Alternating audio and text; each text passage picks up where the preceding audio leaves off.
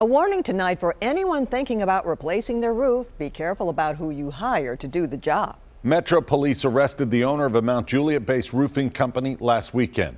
And as consumer investigator Jennifer Kraus found, the guy has run roofing companies in at least 4 other states and left a trail of unhappy customers. I wonder how many other people he has taken advantage of.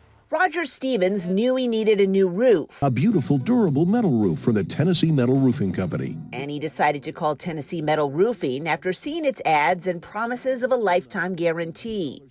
What he didn't realize, though, was that call would lead to the arrest of one of the company's principals. James Kenton is now charged with home improvement fraud. Stevens signed a contract with Tennessee Metal Roofing to pay nearly $12,000 for a new roof. He made a down payment and says the company agreed to finance the rest at a low rate. But Stevens says days later, another employee showed up with a new contract. And I said, well, wait a minute, we done signed paperwork. And he handed it to me, and I said, let me look at that. And I started to flip through it, and he said, no, it's all the same. All you need to do, they say, is just sign it right there on the bottom.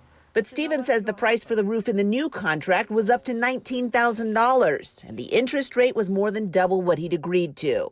Were you surprised? Oh, yeah, very much surprised. I mean, the money I got's very little. So Stevens called the office to cancel the deal. Let's just forget it.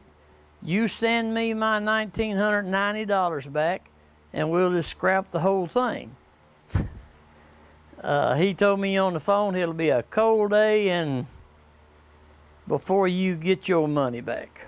I think the most outrageous part is the company owner's reaction to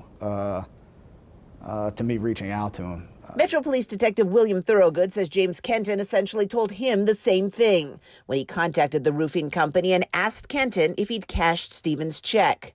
The fraud detective says Kenton replied, "You're damn right I did, and he's not getting his money back."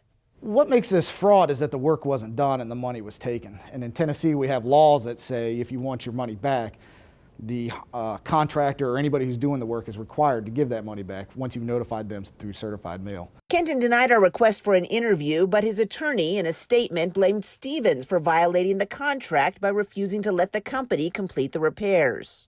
What struck me was his unwillingness to cooperate. You know, this is a company that's been doing a lot of business throughout this state, and really, frankly, $2,000 isn't a lot of money to them.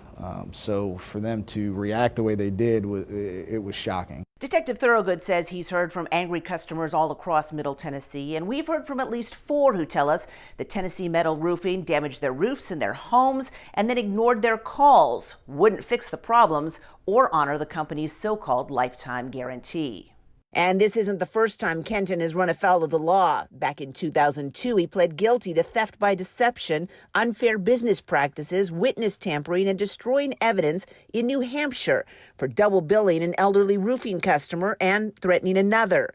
He was sentenced to a year behind bars and was also sued by the Attorney General there and banned from doing business in New Hampshire for 10 years.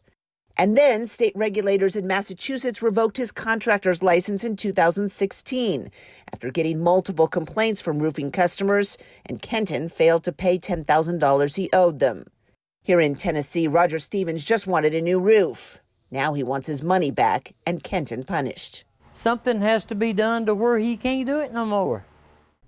Kenton's attorney gave us this unsigned cancellation or opt-out letter, which he says proves that Stevens never canceled his contract.